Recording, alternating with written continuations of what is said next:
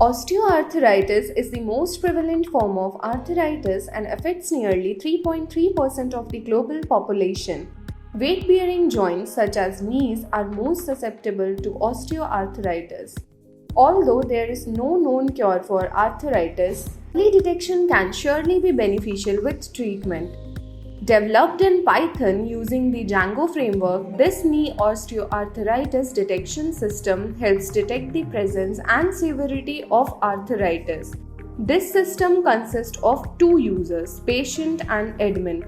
The patient must first log into the system by adding details about themselves such as their name, age, previous history, date of birth, blood group, X-ray photo, ID proof. After collecting the patient's X-ray, this system uses CNN algorithm to apply multiple convolutional layers and generates a confidence score. Once the admin logs into the system, they will be able to see the reports and details of all the patients. Along with detecting the presence of arthritis, this system even shows the level of severity.